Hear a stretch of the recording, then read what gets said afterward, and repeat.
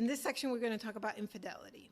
We're going to talk about what it is, how to define it, and what to do about it. Handle it. To start off with, I think we need to talk about what is infidelity, because couples can waste a lot of time trying to say, well, that isn't really infidelity. That's not really cheating. I wasn't really intending that. That's not the way we had agreed. That's not what I had in mind. And so there's miscommunication about what one person defines as infidelity compared to the other. And really what hurts people is the fact that they've been lied to. It's not so much what happened, although that can hurt as well, but more so like, oh, you kept this from me. You lied to me over and over again sometimes. So I think to be clear, when they get into this back and forth about what's infidelity and what's not, to be able to ask the person that has done the betrayal, did you keep this a secret? And as soon as they say yes, then to explain to them, well, that is what is hurtful, that you kept it a secret, that you didn't tell your partner that this was going on. And again, this is a really good way to kind of stop the debate of back and forth. Yes, I lied to her or him. And on top of that, we have the question of like, well, did you have an agreement not to lie? Because you can be in a relationship and the agreement is you can lie to me. So that has to be clear too. It was your agreement not to lie to each other. And most people say yes. And well, you broke the agreement. And when the agreement is broken and it's kept secret, then that really hurts. And it also takes away the agency from the person that's been betrayed, because a lot of people say, well, I kept it to myself because I didn't want to hurt them. But the problem with that is that you hurt them anyway, and to a larger extent, is that, if you had gone to them from the beginning with the myriad of reasons why people cheat, but let's say I'm not satisfied with our relationship and I want to look elsewhere, it's a conversation you can have if you're feeling dissatisfied, rather than keeping it to yourself that you're dissatisfied and trying to find something else on the side that would relieve you of that feeling. So the option is always like, this is what's going on for me, and I really have an impulse to go find somebody else.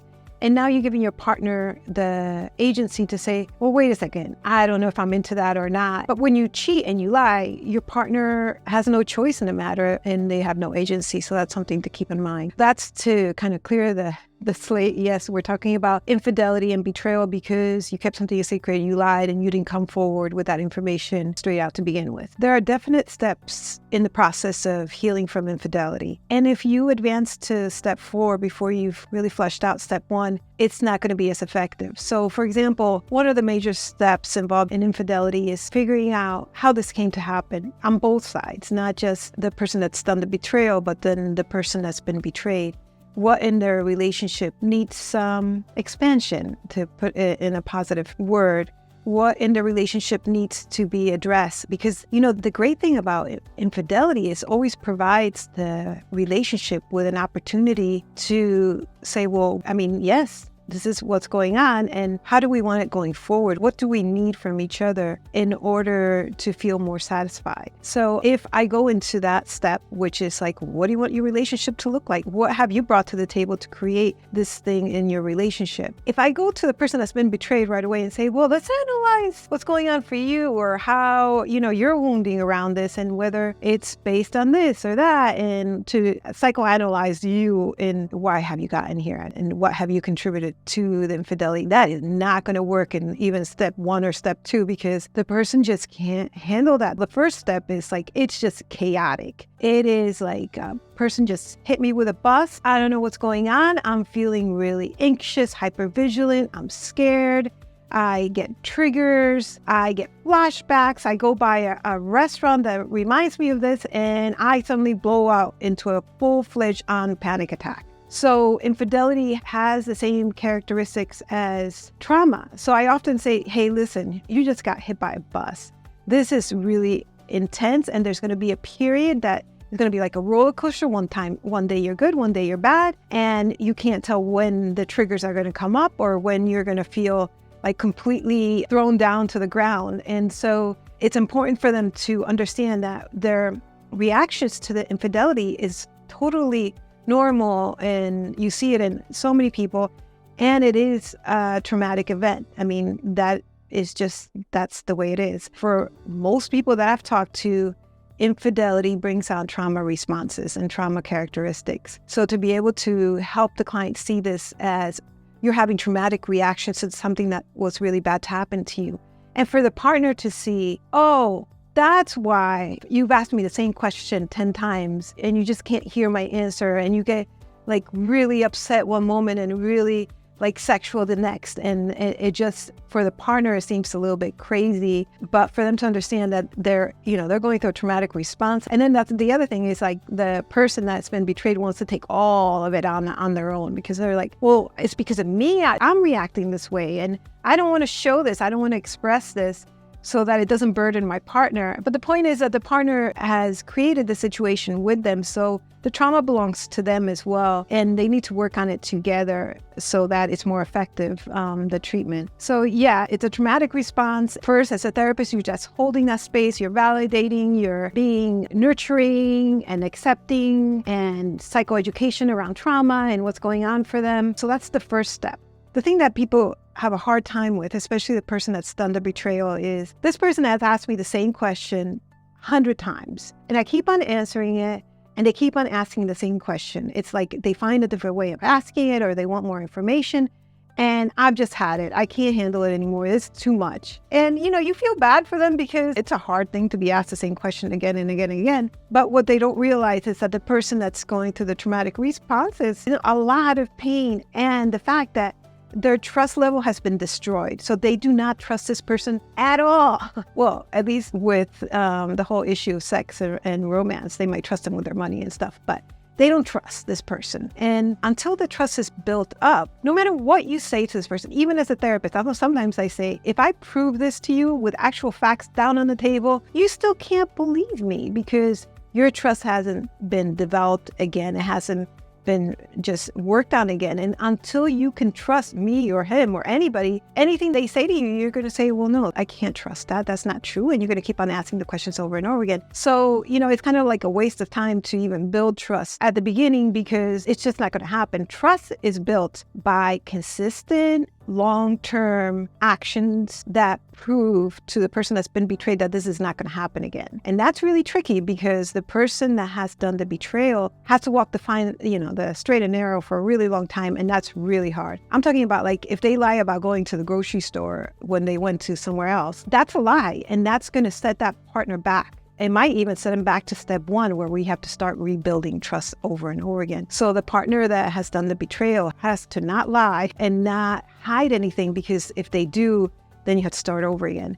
And that's okay. You want to say that, hey, listen, we're all humans. We make mistakes. But I just want you to realize that, if you lie or if you keep something a secret, that's going to set us back a step. And so, yeah.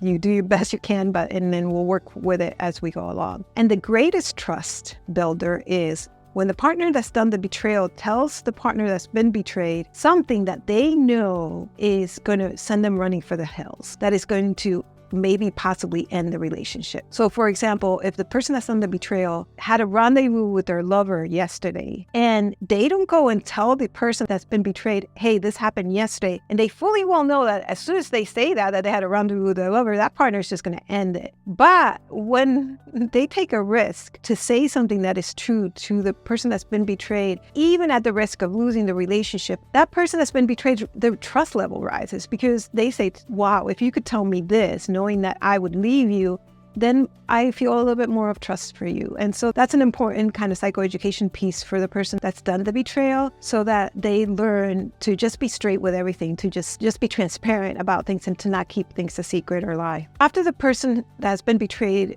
settles down a bit so that their traumatic responses aren't so intense and so frequent. And that's another psychoeducation piece to give to them. Listen, this is going to be this way for a while. And after, if your partner behaves in ways that increase your trust, the wounding is going to heal a bit. And so you'll see less intense and less frequent explosions of feelings and triggers when it comes to this. So it helps them because they can ride the wave of the feeling. So if they're feeling really intense, they know, okay, this is just a moment and I'll be in a different moment soon. So after they settle down and they've gathered all types of information, and this is hard as a therapist because sometimes the gathering of information can seem abusive to the person that's done the betrayal. And therapists have different points of view on this. I think a lot of them try to minimize the abuse and try to ask the partner to speak about, what they're looking for, what they're feeling, why they're asking that question rather than the question itself. And for me, I take it up to the edge, really. I allow free expression for this person that's been betrayed. And if it gets right to the edge, then maybe I would say something like, why is it that you're asking this? What is it that you're looking for? What is it that is giving you pain? So that they're talking from that place rather than, and what does she smell like? You told me that you didn't do that, and now you say that you did, and you've been a piece of shit your whole life, and blah, blah, blah. They can get that intense. And so for me, I'm more about letting them express freely in the session because I know that's what's happening at home anyway. But if it gets too much, then maybe I'll scale it down and say, well, what is it that you're wanting here? What is it that you're in pain about? And what is it that you're looking for? The next stage in the treatment for infidelity is understanding why it happened. That's really important for the person that's been betrayed because they want to know why it happened so that they can make sure that it's not happening again. And why it happens is for many different reasons. But the main reason is that the person that's done the betrayal in some way is missing security, validation, a sense of feeling desired, or is missing excitement and energy that makes them feel alive. So those are the things that most often are brought up in the relationship. So it's rare that somebody says, it's because of you that I've gone out. It's because you don't give me enough sex, or because I don't love you, or because I don't want you. Although that happens, but it's more of the case like this person is missing something and is looking for it outside of the relationship. And maybe they've looked for it in the relationship, but they can't really gather it there, so they have to look elsewhere. However, sometimes what we're looking for in immediate relationship or in another relationship is something that comes from within rather than something that somebody else can give us. So for example, a sense of validation and that we're valuable, or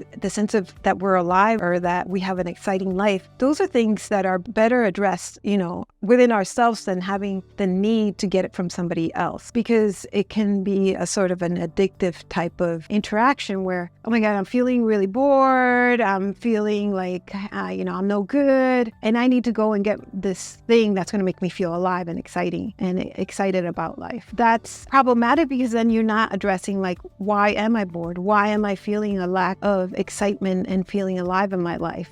And is this thing that I'm getting going to fill up that bucket for me? And typically it just doesn't. In order to figure out why things happened, you want to ask the person, like, what did you get out of having this relationship with someone else? And you want to do it with a partner there. Everything is done in conjunction. And so you lead them through a process of figuring out, what is it that I wanted from here? And sometimes you have to dig a little deep to figure out like, oh, it's a sense like I feel unwanted. And so when I go to this other person, I feel very wanted. And so the next question would be, what's the history of that feeling, like of not feeling wanted? Is it just from this relationship, or is it a longer term feeling? And like I said before, if it's a longer term feeling, like, I don't know, like they didn't feel wanted by their family of origin, then you have to do some work in the past that's going to help them react in different ways when that feeling comes up for them in the future. So what you want eventually is for the person to feel somewhat distressed, like, oh, I'm feeling that feeling of shame, or I'm feeling that feeling of anxiety, or just boredom, and to know that they don't need to go out to kind of soothe that feeling, but that they can soothe that feeling within themselves. The other thing you want to figure out is what's been happening in their relationship that has been dissatisfying for both of them. This is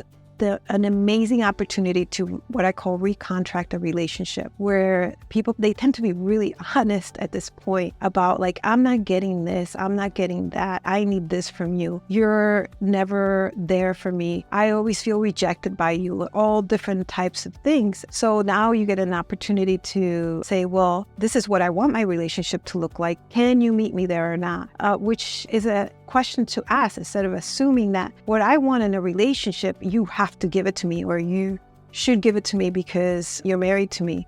No, this is an opportunity for a clean slate where this is what I want out of a relationship. Can you do this? Almost like at the beginning of the relationship where you're contracting things, you're checking each other out to see whether that person can meet me where I'm at. The other thing to address is what is coming up for the person that's being betrayed, that has been betrayed in now, like, it sounds like a stupid question, but what is so hurtful about the fact that this person betrayed you? So yes, because they lied to me. Yes, because they broke my trust. But what else? Is there anything else there? And for a lot of people that I've talked to, they say they feel weak. They feel like they're a piece of shit because they stay with this person, or because they never thought in a million years they would be the type of person that would be still with a person that's cheated on them. And so that feeling of feeling weak and stupid needs to be addressed again, if it has a history or not, or in the moment, like, oh, you're feeling like you're you're weak and stupid because this happened to you, a really great way to change kind of like the cognitive aspect of this is like, would you say that about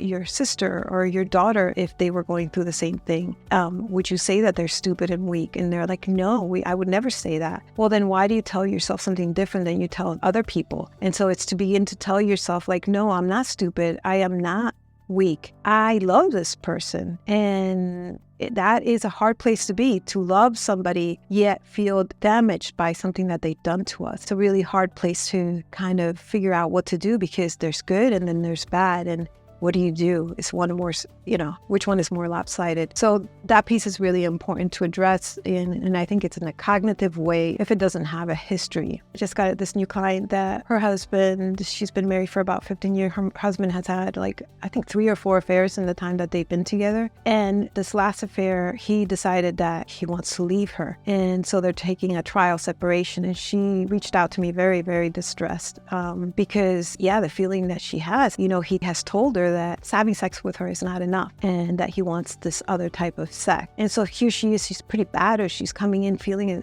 large sense of shame, not just because she can't be the sexual person that her husband wants, but because she's in this situation and it's hard to get out of. And on top of that, it sounds like the guy was really abusive verbally, not so much physically, but verbally. So here you get this client that's pretty just beat up. I guess that's the word. And so for her, especially, it's good for them to have something to grab onto, something to focus on. So I think when people are in situations that are abusive like this one, to just focusing on what gives me strength and staying away from the things that take away strength. So for this one person, to focus on anything that gives me strength, I'm going to just keep. But anything that takes away strength, I'm just going to not do for now. And you have to say, this is temporary, it's not long term, so that they don't think they're going to be doing this forever, because it's really hard to always do what makes you feel good, right? So for example, for this person, if she has a conversation with her parents and that's draining energy, then don't do that for a while. Because right now, I refer sometimes you have this wound in your body. If you were wounded, if you got shot in your leg, you wouldn't be doing anything extra. You would be trying to take it easy and trying to heal. And it's the same thing with emotional wounds. So, having that to grab onto, any type of decision, for example, he wants to come back and spend a few nights. Well, is that going to take away energy from me, or is that going to give me energy? So it's a good way for them to decide what's okay and what's not. A lot of times with infidelity, what comes up over and over again is the not being able to say what you feel and what you think in the relationship. And so a process of helping people first figure out what they are feeling and then help them express that, and then help their partners be able to hold that space so that it happens more often. So it's a big piece, and I think it needs to be done, especially when you're, recontracting and talking about what do I want, what don't I want. Things that do go wrong here is a lie. Or I have another couple where he found pictures of after he kind of pried out information from her about her sexual encounters. Then he finds a whole set of pictures that she's posted on some website and has had interactions with these people. And so in that state, it's really hard because it's kind of like a double or a triple betrayal. And, when it comes to infidelity, some people can get over it and some people can't. Some people takes a few months, and some people take an extra few months. And then there are just those people that can never get over it because, for example, something like this, you've been betrayed over and over again. It's like a triple trauma. It's really, really hard to come out of. And then if the person that's done the betrayal is not really giving you what you need in order to heal, then that makes it impossible. So you have a person that says, I already told you everything. I already said I'm sorry and I'm not doing this anymore. So you either come to terms with what's happened or I'm done. I'm not going to do this anymore. So it's really hard to heal it in that type of situation. And with this person that I'm thinking of, she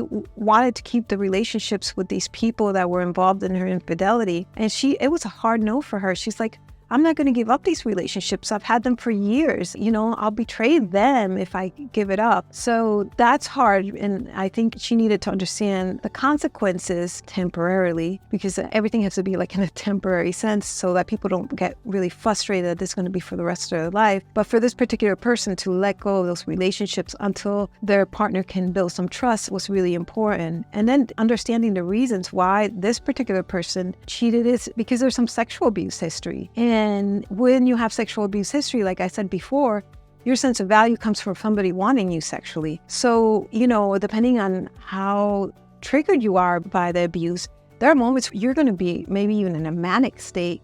You're not really thinking rationally, and you're like, you just want this thing and you just go for it without thinking about consequences until you're in the state of irrationality and impulsivity, which leads you to the thing that you're looking for that's going to fill this need to be valuable sexually. Some of the major things that you want to look for when you're working with infidelity is trying to guide the person when they're going through the chaos. In that state, the person that's done the betrayal needs to take accountability. If they don't take accountability, then it's super hard. And they also have to walk the narrow and straight path and be available for the influx of triggers and questions and irrationality that's going to be coming at them. And the other thing is to figure out what needs to be done in the relationship in order to go forward, a recontracting phase, and to understand why this happened to begin with.